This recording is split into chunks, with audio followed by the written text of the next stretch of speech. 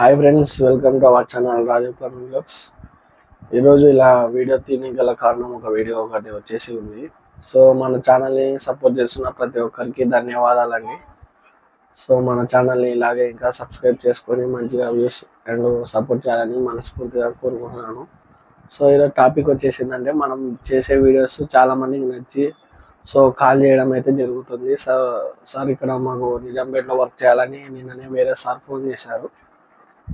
And ఆయనకు చూసి call చేసినందుకు ధన్యవాదాలు.